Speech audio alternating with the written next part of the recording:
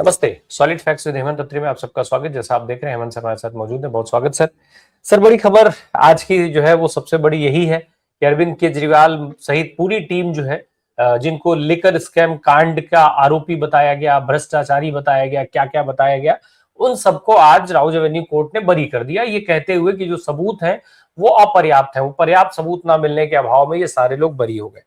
अब कई सारी चीजें हैं जिस तरीके से हमने देखा कि हमारे देश के प्रधानमंत्री से लेकर के और तमाम मंत्री, पूरी Bharatiya Janata party, in fact Congress party भी जो है अरविंद केजरीवाल, पूरी आम आदमी पार्टी और उनकी सरकार को टारगेट करती रही कि ये सारे लोग शराब कांड के आरोपी हैं।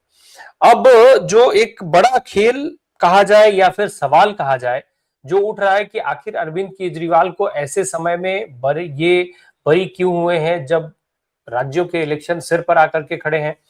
टाइमिंग को लेकर के सवाल उठ रहा है। मैं भी आपसे यही समझना चाहता हूं कि ये जो टाइमिंग है जब अरविंद केजरीवाल को बरी किया गया है वो कितनी इंपॉर्टेंट है इस देश की राजनीति के हिसाब से, आम आदमी पार्टी की राजनीति के हिसाब से, भाजपा और कांग्रेस पार्टी की राजनीति के हिसाब से, क्योंकि प्रदेशों में इलेक्शन है, खास करके अब पंजाब भी दरवाजे पर खड़ा है, असम, गुजरात, पश्चिम बंगाल, ये सब लाइन में खड़े हैं। राम प्रकाश जी नमस्कार, आपको सारे दर्शक साथियों को भी। देखिए, एक बात तो बड़ी स्पष्ट है राम प्रकाश जी कि आज एक बार फिर ये साबित हुआ कि कैसे इस देश के अंदर सत्तारूढ़ पार्टी अगर चाहे टारगेट कर ले कोई चीज तो जांच एजेंसियों के जरिए किसी भी कोई व्यक्ति कितना ही बड़ा पावरफुल हो, लोकप्रिय हो, कुछ भी हो, उसको एजेंसियों की मदद से सत्ता से बाहर कर सकती है। बतौर मुख्यमंत्री उसको जेल में डाल सकती है और उस प्रदेश की सत्ता के ऊपर काबिज हो सकती है। ये दिल्ली उसका एक ज्वलंत उदाहरण है। उदाहरण और भी बहुत सारे हैं। 2014 का उदाहरण भी है उसी कड़ी के अंदर कि किस तरीके से पूरी की पूरी मनमोहन सिंह सरकार को बदनाम करके 2G है, कोल स्कैम है, फला है, कोई कन्विक्ट हुआ क्या आज तक? लेकिन उससे पूरे देश में बाउंड्री ये मचा दिया कि डॉक्टर मनमोहन सिंह बहुत भारी करप्ट थे, उसमें सोनिया गांधी और तमाम चीजों को लेकर के वो सारी चीजें हो गई। ठीक, उसी का लाभार्थी भी केजरीवाल थे कहीं ना कहीं, जो दिल्ली में उनका एकदम उदय हुआ जिस तरीके से वो सारे के सारे उसमें विनोद राय और सारे क्रांतिकारी बने घूम रहे थे, बाद में सारे क्रांतिकारी निकले जिस तरीके से। लेकिन ना तो कभी मनमोहन सिंह जी रोए, ना कभी कांग्रेस के नेता रोए जिस तरीके से आज केजरीवाल जी रो रहे थे। मैं उनका दुख शेयर करता हूं, इसमें कोई शक नहीं है कि केजरीवाल और उनके सारे साथियों को 23 लोग बरी हुए हैं आज। उनके नेताओं ने अकारण बहुत यातनाएं झेली। केजरीवाल खुद बतौर मुख्यमंत्री 177 दिन तक जेल के अंदर रहे, कोई 500 दिन तक रहा। तो ये कोई आसान और समझदारी की बात नहीं थी। एक ये पॉलिटिकल वेंडेटा है, पॉलिटिकल अपॉर्चुनिज्म है और डेमोक्रेटिक प्रोसेस और लॉ के प्रोसेस का बड़ा भारी मिसयूज है, बहुत जबरदस्त मिसयूज है। ये उसका एक ग्लेरिंग एग्जांपल है। लेकिन सवाल ये है कि क्या ये अदालत है जिनके आदेश पर अरविंद ही नहीं, पता नहीं कौन कौन से लोग बिना मतलब इतने इतने दिनों तक जेल में बंद रहे, उनको सही न्याय मिलेगा? क्या उनका जो वक्त जो उन्होंने मुकदमे लड़ने जेलों में बिताया और उसकी भरपाई सरकार कोई करेगी क्या? या केंद्र सरकार माफी मांगेगी या सीबीआई माफी मांगेगी? ये एक बहुत अफसोसजनक स्थिति है राम प्रकाश जी। इसमें एक इंटरेस्टिंग चीज और है जो बेसिकली जो आपने कही ना, जिस बात का जिक्र किया कि समय, टाइमिंग इज इंपॉर्टेंट। टाइमिंग तो महत्वपूर्ण है ही है, इस फैसले का लाभ किस किस को मिलेगा ये भी बड़ा देखना इंपॉर्टेंट है। इसका सबसे बड़ा लाभ अगर किसी को संभावित है तो नंबर एक केजरीवाल तो देखो है ही है, स्वाभाविक है, क्योंकि उनका अभी पंजाब के अंदर जिस तरीके से आपको पता है, गुजरात के अंदर और गोवा के अंदर, तो वो सारे की सारी एक खास तरीके का उनको बहुत भारी रिलीफ मिला है, जहां भारतीय जनता पार्टी को लगता है कि कोई कांग्रेस गड़बड़ ना कर दे। उन्होंने पंजाब के अंदर अपने कैप्टन अमरिंदर सिंह से लेकर के तमाम तोपची शामिल कर लिए, उसके बावजूद भी वो टेकअप नहीं कर पा रहे हैं पंजाब के अंदर। और पंजाब में आपको पता है ऑलरेडी इनकी बड़ी भारी बहुमत की सरकार है।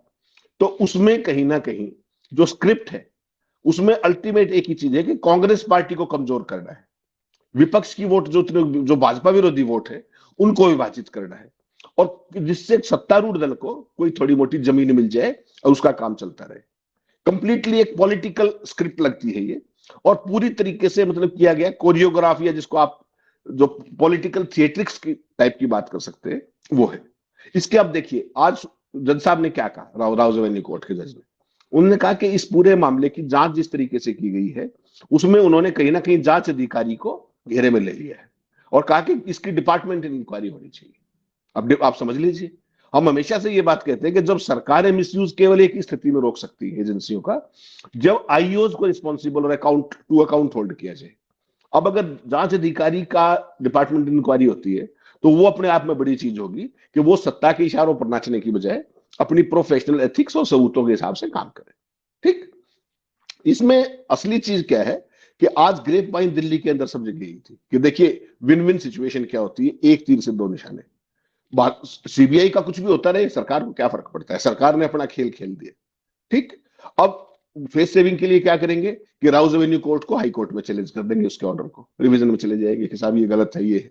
तो अरविंद केजरीवाल को फिलहाल के लिए बहुत बड़ी राहत मिल गई, पंजाब के लिए, गुजरात के लिए, और सब जगह जैसे आज वो रो रहे थे, अपने परिवार से गले मिल रहे थे। एक ऑप्टिक्स तो है ही वो, और उस मामले में वो मोदी से कम नहीं है, उससे कहीं आगे। पूरा जिस तरीके से वो प्रेस कॉन्फ्रेंस में रो पड़े बाइट देते समय, उसके बाद परिवार के सामने जो पिक्चर्स आई, गले मिल रहे और सारा, वो एक आम आदमी पार्टी के कार्यकर्ता को तो स्ट्रेंथन करेगा, इसमें तो कोई शक है नहीं। उनका काडर तो है ही ना भाई, इतनी बड़ी सरकार चला रहे हैं पंजाब के अंदर, तो कहीं ना कहीं काडर तो है ही। तो उस सारे के अंदर बेसिकली एक इसमें यह होगा कि हाईकोर्ट में चलता रहेगा केस, हु केयर्स। फिलहाल के लिए तात्कालिक इतनी बड़ी राहत मिल गई और केजरीवाल ने कहा कि मैंने तो ईमानदारी ही कमाई है, तो उनको एक नया नैरेटिव मिल गया, भारतीय जनता पार्टी को खेलने के लिए मिल गया। कोई कई साथी कह रहे कि क्या मोदी माफी मांगेंगे, शाह माफी मांगेंगे। वो माफी मांगते हैं, यहाँ वालों से नहीं मांगते, बाहर वालों से मांगते हैं, यहाँ की कोई माफी नहीं मांगते। यहाँ तो उनका खेल ऐसे ही चलता रहेगा। और मोदी जी की एक खासियत है, जो उनको सूट करता है वो उसको गले में लाने में कभी देर नहीं करते। 2 दिन आपने मेरठ के अंदर भाषण देखा होगा, किस तरीके से कांग्रेस को सिंगल आउट कर रहे थे विपक्ष के नाम पर, और क्या कहा कि तृणमूल उस पाप में भागीदार नहीं हुई, डीएम की उस पाप में भागीदार नहीं हुई। बस सारी पार्टी जो इंडिया अलायंस के अंदर है उस सब को वो पॉइंट टारगेट कर रहे थे कि जो एआई समिट था उसमें जो कांग्रेस का शर्टलेस प्रदर्शन था, टी शर्ट वाला, उसमें और कोई शामिल नहीं हुआ, केवल और केवल कांग्रेस शामिल हुई, और संसद के अंदर भी जिस तरीके से उन्होंने सिंगल आउट किया। तो मोदी जी का खेल केवल ये है कि जहां जहां उनको लगता है कि मैं अपना जुगाड़ नहीं कर पाऊंगा, या जहां विपक्षी वोट भारी हो सकती है, वहां पर कांग्रेस से किसी विरोधी को आगे बढ़ा दो। पंजाब उसका एक ज्वलंत उदाहरण है, क्योंकि बीजेपी ने तमाम श्रोमणी अकाली दल के साथ भी लड़के देख लिया, बिना उनके भी लड़के देख लिए, कुछ हाथ पल्ले नहीं आया। कैप्टन अमरिंदर को ले आए तो भी कुछ बात नहीं बनी, सुनील जाखड़ को अध्यक्ष बनाया था, क्या ही ले लिया। तो सवाल वो नहीं है, सवाल बेसिकली ये है कि कांग्रेस को पीछे रखो बस हर तरीके से। उसके लिए ज्ञानेश गुप्ता अलग से ऑपरेशन चला रहे हैं, ऑपरेशन ब्लू स्टार जो उनका खास तरीके का है, ऑपरेशन एसआईआर, जिस तरीके से वो भाजपा विरोधी वोटों को काट रहे हैं और सारी चीजें कर रहे हैं टारगेट कर करके। प्लस ये गेम कि अब केजरीवाल फ्री हो गए वहां से, तो अब पंजाब के अंदर उनका पूरा फोकस रहेगा। गुजरात में जैसे चाहोगे वो एक्टिव हो जाएंगे, मोदी की सरकार वहां कायम रहेगी भाजपा की लंबे समय तक, और यही खेल वो गोवा में भी कर पाएंगे और जहां जहां चाहेंगे। तो मोदी सरकार की मंशा ये है, और आज पूरे कोर्ट परिसर में भी ये ग्रेप वाइन सुबह से यही चल रही थी जब से ये बरी होने का फैसला है। सर अब सवाल ये उठता है कि बरी तो हो गए, चलिए ठीक है, अब आईओ की जांच के आदेश भी हो गए, कोर्ट ने, हालांकि कोर्ट पे भी मैं एक सवाल अभी करूंगा, उसको आगे आते हैं, लेकिन जब हम राजनीति की बात कर रहे हैं तो फिर ये जो परिस्थितियां जो चल रहा है अभी हम जो देख रहे हैं, तो राजनीति जा किधर रही है? अरविंद केजरीवाल हो या ये जो बाकी लोग हों, इन सबका बरी होना है, वो हमारे राजनीति पर क्या इफेक्ट डालेगा? नहीं राम प्रकाश जी, ये एक एक्सेप्टेड सा फिनोमिना हो गया है कि जिसकी जीत आ गई जिस भी तरीके से। आप देखिए ना कितने स्टेट्स के अंदर, इवन दिल्ली में देख लीजिए भारतीय जनता पार्टी कैसे जीती है। केजरीवाल सबूत दिखाते रहेंगे कि ये आदमी यहां रहता है, उसके बावजूद भी जिस तरीके से वोट काटे गए, उनकी खुद की नई दिल्ली कंस्टिट्यूंसी में काटे भी गए और जोड़े भी गए, किस तरीके से सरेआम साड़ियां और पता नहीं क्या क्या बांटा गया। तो वो एक एक्सेप्टेड फिनोमिना सा हो गया। असली चीज क्या है जो मोदी जी ने नई ड्राइव की है कि भाई कोई भी अपोजिशन पार्टी है उसको टारगेट कर लो, टारगेट करके। और जो केजरीवाल के साथ किया, केजरीवाल तो 177 डेज तक जेल के अंदर है, मनीष सिसोदिया और भी ज्यादा लंबे समय तक रहे। सवाल राम प्रकाश जी क्या है कि क्या आप किसी चुने हुए मुख्यमंत्री की सरकार को टारगेट करके उसको जेल में डाल दो? ये एक बार नहीं हुआ। आप ध्यान रखिएगा, अपने हेमंत सोरेन का भी किया वही झारखंड के अंदर, वो इस्तीफा देके गए अंदर। तो जहां पर कोई और चीज नहीं चल पा रही है वहां ये खेल कर दो, उनको बदनाम करो, पोमेरियन मीडिया उस पर शुरू हो जाएगा। आज जो ये मीडिया वाले भाग भाग के जो केजरीवाल की बाइट ले रहे हैं, सारी चीजें दिखा रहे हैं, ये तब कहां गए थे जब केजरीवाल पे सुबह से शाम तक बदनामी किया करते। इतने फोन मिल गए, इतना ये मिल गया, ये सिम मिल गए, कौन क्या करता था, पूरा उसको पिक्चराइज करते थे। और आप, मैं आपको अभी कह रहा हूं, पूरा दिन देख लीजिएगा, शाम को जो प्राइम टाइम आएगा उसमें इस फैसले का कहीं जिक्र भी नहीं आएगा। क्यों? क्योंकि भारतीय जनता पार्टी की स्कीम ऑफ थिंग्स में जो उन्होंने खेल करना था वो खेल कर दिया, चाहे वो पंजाब हो, चाहे गोवा हो, चाहे गुजरात के हिसाब से। बाकी पोमेरियंस अब ये कहेंगे हाई कोर्ट में केस जाएंगे, हाई कोर्ट में ये जाएगा। बीजेपी ने कहना भी शुरू कर दिया, पोस्टरिंग जिसको आप बोलते हो। तो ये जो चीज थी ये 2G में सेम किया गया था। मनमोहन सिंह जी के खिलाफ जो इतना बड़ा आंदोलन चला और उसमें कोई कन्विक्शन नहीं हुआ, लेकिन मोदी जी आ गए ना, केजरीवाल भी लाभार्थी बन के आए दिल्ली के अंदर। तो ये सारी का सारा इस देश के लोगों ने एक एक्सेप्टेड सा फिनोमिना मान लिया, भाई ये तो करते ही है ऐसे। लेकिन सवाल वो नहीं है, क्या ये डेमोक्रेटिक है, क्या ये एजेंसियों का मिसयूज। कल को कोई और आएगा, फिर आप चीखोगे कि आज हमारे साथ हो रहा है, तो आपने भी तो यही किया था। तो वो कल को कोई और ना आए उस व्यवस्था को करने में ज्ञानेश गुप्ता लगे हुए हैं कि SIR ऐसी वोटर लिस्ट ऐसी बना दो जिसमें वो हिल ही ना सके। उसके लिए सुप्रीम कोर्ट से लेकर के तमाम कितनी हियरिंग्स होगी, क्या ही फर्क पड़ गया, जो चुनाव आयोग चाह रहा है वो कर रहा है। तो ये सारी चीज देखनी पड़ेगी कि ये पूरा बेसिकली डेमोक्रेसी का जो पूरा सिस्टम होता है उसको कहीं ना कहीं वीकन कर रही है, इससे मजबूत नहीं हो रही कहीं भी लोकतंत्र। तो ये केजरीवाल जो केजरीवाल का बरी होना है, केजरीवाल और मनीष सिसोदिया सबका बरी होना है, कांग्रेस के लिए कितना बड़ा सेटबैक है सर? इसको सेटबैक के तौर पे देखा जाए कि नहीं देखा जाए, या फिर ये सिर्फ भाजपा के फायदे के लिए ही देखा जाए? नहीं, कांग्रेस पे तो डिपेंड ये करेगा। देखिए, बेसिकली मेन मुद्दा है पंजाब का, नंबर 2 पे है गुजरात का। अगर कांग्रेस पार्टी इस पे सोच रही थी कि केजरीवाल के भ्रष्टाचार पे अकेले चुनाव लड़ लेंगे, तो वो काम तो अब चल नहीं पाएगा, क्योंकि फॉर द टाइम बिंग बेशक हाईकोर्ट में चैलेंज होता है, उससे क्या ही फर्क पड़ता है। तो वो आरोप तो फिलहाल के लिए तो चस्पा होगा नहीं। तो उनको करना क्या पड़ेगा, पंजाब के अंदर इनकी जो वादा खिलाफी है, जो ये कह के आए थे और जो ये नहीं कर पाए, पहली बात तो उसको पकड़ना पड़ेगा। नंबर 2, ग्रास रूट से फीडबैक लेकर के अपने उसको सिस्टम को, अपने कार्डर को स्ट्रेंथन करना पड़ेगा और सड़कों पे लड़ना पड़ेगा। अगर वो ये कर सकते हैं तो ठीक है, वरना बीजेपी की कोशिश ये है कि जितनी जगह पर वो हो सके कांग्रेस को सत्ता से बाहर रख ले बस। तो उस परिस्थिति में आपको पंजाब के अंदर पता है जिस तरीके का श्रोमणी अकाली दल सबसे पुराना एलाई होता था बीजेपी का, लेकिन काले कानूनों को लेकर, कृषि कानूनों को लेकर वो अलग हो गए थे। उसके बाद चुनाव अलग लड़ा, वो भी कहीं के नहीं रहे, ये भी कहीं के नहीं रहे। ठीक, तो ऐसे में अगर सब चुनाव अलग अलग लड़ेंगे तो उसमें जो कांग्रेस की इन फाइटिंग आप देख रहे हो सिर्फ डबल रोज हो रही है पंजाब के अंदर भी, कोई अलग से वो नहीं है। तो उसमें अल्टीमेट बेनिफिशियरी फिर क्या नाम है, आम आदमी पार्टी तो रहेगी ही रहेगी। अदरवाइज उसको इनडायरेक्ट फायदा बीजेपी के टारगेट में मिलेगा कि कांग्रेस पार्टी सत्ता में नहीं आ पाई। That is what it is, they want to keep them away. वही स्थिति आप देखिएगा गोवा के अंदर है। पिछली बार सारा माहौल सब कुछ ठीक होने के बावजूद भी आम आदमी पार्टी के आते ही भारतीय जनता पार्टी को ऐतिहासिक मिला कि नहीं मिला, तो कांग्रेस पार्टी का वोट शेयर इतना डाउन हो गया, वोट बट गए बीजेपी विरोधी। यही सारा गेम है जिसकी आज ग्रेपवाइन जो चर्चा है आज, कि ये सारा खेल उस दृष्टि से किया गया है कि वहां पर जो है, जो बीजेपी है वही वोट बंटवा करके विपक्ष के, और फिर वही चक्का चौका मार सके जिस भी तरीके से। यही काम गोवा के लिए सोच रहे हैं वो। गोवा में पिछली बार भी इन्होंने खेल किया था, पिछली बार ये हिमाचल भी गए थे, फिर बोरिया बिस्तरा उठा के भाग गए थे गुजरात। तो वो सारी चीजें राम प्रकाश जी देखनी पड़ेगी। भारतीय कांग्रेस के पास केवल और केवल ये है कि उनको ग्रास रूट के मुद्दों पर चुनाव लड़ना पड़ेगा अगर उनको कहीं सत्ता में आना है तो। बाकी उनका काम करने में बहुत सारे लोग लगे हुए हैं, उनमें से मोदी एक है, केजरीवाल एक है, विपक्ष के तमाम नेता हैं, प्लस ज्ञानेश गुप्ता सबसे बड़ी ताकत है मोदी की, ये मत भूलिएगा। उस सारे खेल के अंदर अगर बीजेपी को कहीं कांग्रेस दरकिनार करना चाहती है तो उसका केवल और केवल है कि अपने काडर की मजबूती, इश्यूज पे पकड़ और गुड गवर्नेंस, उसके अलावा और कोई विकल्प तीसरा है नहीं। तो सर, पवन खेड़ा कह रहे हैं कांग्रेस की तरफ से कि भाई ये जो है वो इच्छाधारी नाग और क्या क्या वो बताने में लग गए हैं जिस तरीके से। भाई ठीक है, अब वो टीएमसी की आपने जिक्र किया, टीएमसी के तारीफ किए जाने को प्रधानमंत्री का एक खेल मान रहे हैं, पी चिदम्बरम साहब पर मुकदमा चलाए जाने को लेकर के एक वो खेल मान रहे हैं, और उसी खेल की अगली कड़ी के तौर पर अरविंद केजरीवाल, मनीष सिसोदिया, संजय सिंह, ये तमाम लोग जो आरोपी थे लेकर स्कैम में, इन सबको बरी किया जाना भी मान रहे हैं। अगर अगर ये सारी चीजें सही है तो कांग्रेस के लिए कितनी बड़ी चुनौती होगी ये? नहीं, चुनौती छोटी नहीं किसी भी रूप में। देखिए, सबसे बड़ी चुनौती तो अकेले कांग्रेस के लिए नहीं, सारे विपक्ष के लिए। मोदी जी ने जो पहले राजीव अग्रवाल के जरिए और अब ज्ञानेश गुप्ता के जरिए चुनाव का जो पैटर्न बना दिया ना राम प्रकाश जी, आप तो अगर 100 रुपए भी देंगे तो आपका तो उसमें इलेक्शन कोड ऑफ कंडक्ट में आ जाएगा। मैं 10-10 हजार बांटूंगा, मेरा कुछ नहीं बिगड़ेगा। ये आपने बिहार के अंदर देख लिया। दिल्ली के अंदर चुनाव आयोग से 2 किलोमीटर की दूरी पर परवेज साहिब सिंह वर्मा पर क्या क्या आरोप लगे, नगद पैसे लेकर साड़ियां बांटने तक का। चुनाव आयोग आंखें बंद करते बैठा रहा, हुआ कि नहीं हुआ ये। प्लस वोट को जोड़ना और वोट को काटना, वो खेल। उसके बाद नैरेटिव ठीक सेट करना, मीडिया की मदद ना मिलना, ये अकाउंट सीज कर देना। भारतीय जनता पार्टी और मोदी जी का सिस्टम तो सत्ता पाने के लिए और सत्ता में कायम रहने के लिए किसी भी एक्सटेंट तक जाने को तैयार है। जो आदर्श चुनाव आचार संहिता थी, उसका आचार मुरब्बा डाल करके पता नहीं कहां रख दिया, अब कहीं मिलती नहीं।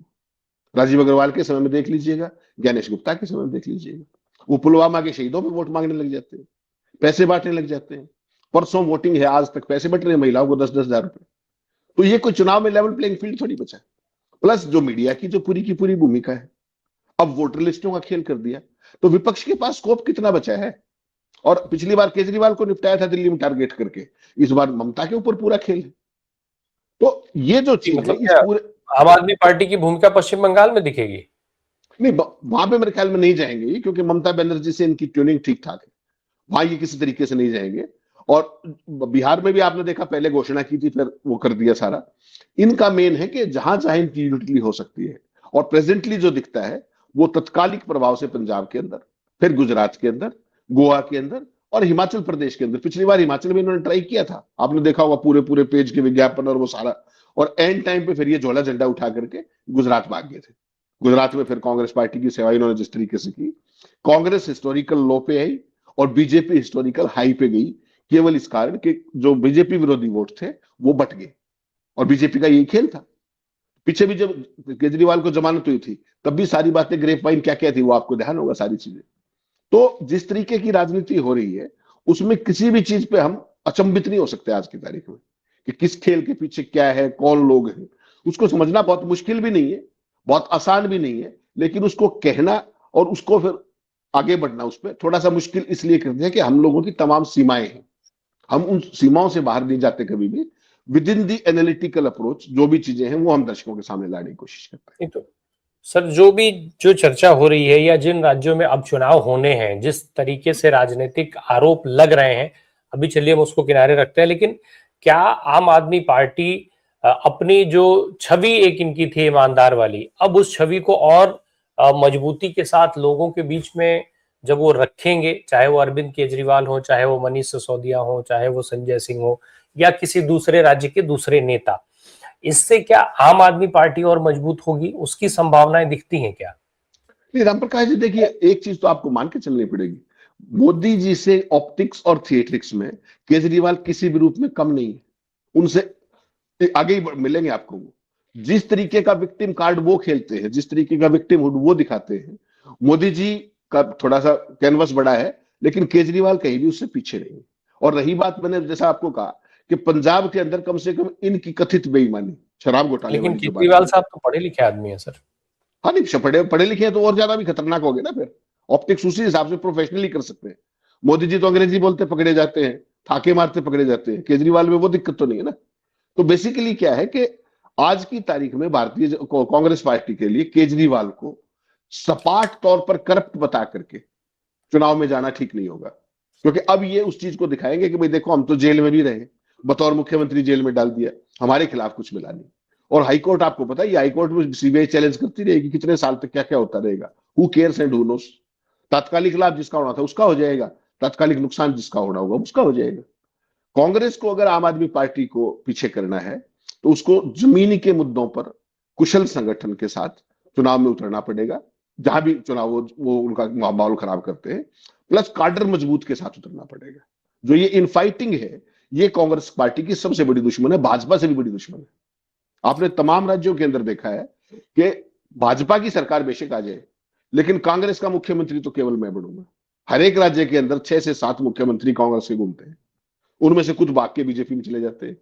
बीजेपी उनका यूज करती है अपने हिसाब से, उनके केस वेस खत्म कर देती है। और इसी तरीके से ये पूरा साइकिल लगातार 12 साल से चल रहा है। 12वां साल आ गया अब तो। किन के खिलाफ कैसे कैसे केसेस थे, कहां है वो केसेस आज की तारीख में? CBI, ED, where are those? सबसे बड़ी वॉशिंग मशीन वो है। तो आज केजरीवाल अगर उस वॉशिंग मशीन से साफ होकर के आए हैं, तो निश्चित तौर पे वो इसका लाभ तो लेना चाहेंगे। और फिलहाल के लिए भ्रष्टाचार का आरोप नहीं चिपकेगा उन पर।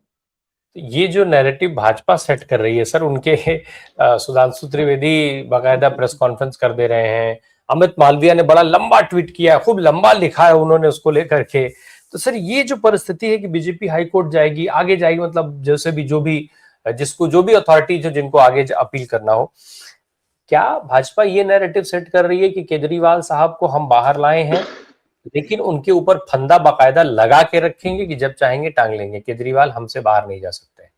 नहीं, फेस सेविंग कर रहे हैं केवल, और कुछ नहीं। बाकायदा स्क्रिप्टेड खेल है पूरे का पूरा।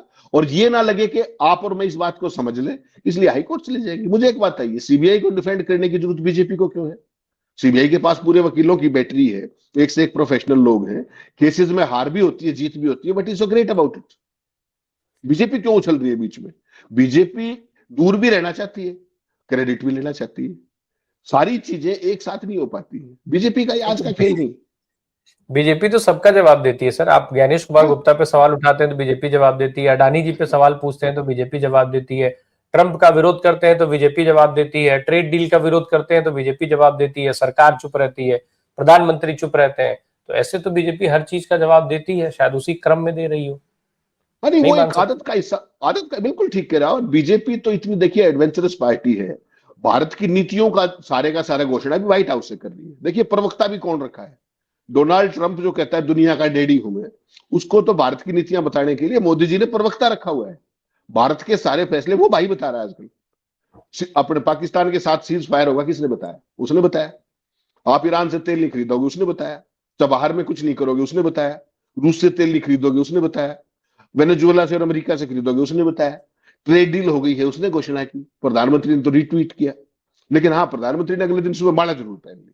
ये बड़ा अच्छा काम किया उन्होंने, बिना देश को ये बताया कि तुम्हारा लाभ क्या है। तो मोदी जी का जो सिस्टम उन्होंने डेवलप किया है। हाँ, एक चीज जरूर है, आपने कहा बीजेपी जवाब जरूर देती है। बीजेपी उनका जवाब देती है जिनका जवाब वो खुद नहीं देते। यानी कि ज्ञानेश गुप्ता ने आज तक कोई जवाब नहीं दिया, बीजेपी उनकी तरफ खड़ी होती है। सीबीआई जवाब देने में सक्षम है, उससे पहले वो, भाई तुम्हें क्या पता सीबीआई जाएगी कि नहीं हाईकोर्ट में? एक तरफ तो तुम कहते हो सीबीआई इंडिपेंडेंट है, दूसरी तरफ तुम घोषणा कर रहे हो कि सीबीआई हाईकोर्ट में जाएगी, हम फैसले का अध्ययन कर रहे हैं।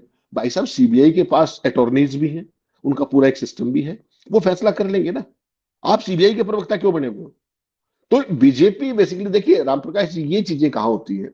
जो सवाल आप पूछ रहे हो ना, वो एक मेच्योर डेमोक्रेसी के अंदर होते हैं ये सवाल जवाब, कि भाई बीजेपी क्यों? इस देश में वो मेच्योर डेमोक्रेसी का तो बनाना कर दिया ना आपने, you made turn it into A banana Republic. उस सारी सूरत में बीजेपी ही सब कुछ है, और कोई कुछ बचा ही नहीं। आप देखिए, आज केजरीवाल से ज्यादा बाइट बीजेपी वालों के चलेंगे। बड़ी केजरीवाल हुए, कवरेज उनको मिलनी चाहिए। नैरेटिव किसका चलेगा? बीजेपी का। और प्राइम टाइम में इस मुद्दे को ही खत्म कर देंगे। तब तक कुछ और ले आएंगे कि मोदी जी कैसे डंका बजा के आए, कैसे उनको नेतन्याहू सी ऑफ करना है, तो भावुक हो गए दोनों जने। पता नहीं क्या क्या बजाएंगे। वो जो मैं आपको बात कह रहा था कि इजराइल गए हैं, कोई डिफेंस डील नहीं होगी, तो देख लीजिए कोई डिफेंस डील हुई कि नहीं। जब तक वो व्हाइट हाउस वाला बैठा हुआ है, तब तक आज की तारीख में भारत सरकार की सॉवरेनिटी वास्तव में बहुत खतरे में है। ये मान के चलिएगा, चाहे पुतिन आए हो तब देख लिया आपने, मैक्रो आए तब देख लिया आपने, अब नेतन्याहू के पास डंका बजा के तब देख लिया आपने। ये जो चीज हमारी है, इस चीज को हमेशा याद रखना चाहिए कि भारत कभी भी ऐसा नहीं था।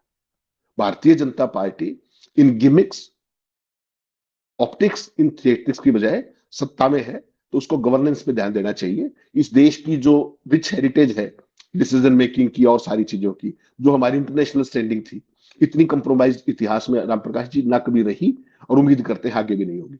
ये लफाजी अलग चीज है, शासन दूसरी चीज है। एक एक सवाल सर जो मेरा फिर मन कर रहा है पूछने का, मैं पहले पूछ चुका हूं अन्य विश्लेषक से, लेकिन मैं आपसे फिर करना चाहता हूं। जो हालत इस देश में यूपीए सरकार के समय पर बनाई गई, जो नैरेटिव सेट किया गया, जिसका चेहरा केजरीवाल थे, जिक्र भी आया अभी उसका, जिसका चेहरा केजरीवाल थे। मनमोहन सिंह जेल नहीं गए, लेकिन केजरीवाल जेल भी भुगत करके आए। यानी केजरीवाल जो उस समय बोए थे, केजरीवाल ने एग्जैक्टली वही काटा। केजरीवाल के साथ वही हुआ जो वो मनमोहन सिंह के साथ करना चाहते थे, कांग्रेस के साथ उन्होंने किया, वही भुगता केजरीवाल ने। और इन दोनों के समय पर केजरीवाल से ज्यादा फायदा भारतीय जनता पार्टी को हुआ। निश्चित तौर पे उनके पास साधन ज्यादा थे, उनके पास काडर ज्यादा था, उनके पास आरएसएस थी, उनकी जेब में मीडिया था, उनके पास उद्योगपति थे, उनके पास फाइनेंस की ताकत थी। केजरीवाल रिलेटिवली उस खेल में नहीं खड़े होते थे। केजरीवाल उस समय केवल दिल्ली तक फोकस थे। बीजेपी की काबू दिल्ली आ नहीं रही थी, उनको कांग्रेस को सत्ता से बाहर करना था। तभी तो शीला दीक्षित जैसी सरकार उसको आपने सत्ता से किस तरीके से उखाड़ा? उस सरकार पे कभी कोई आरोप नहीं थे उस तरीके के, उसके बावजूद आप उखाड़ पाए, क्योंकि वो एक लार्जर कॉन्स्पिरेसी थी।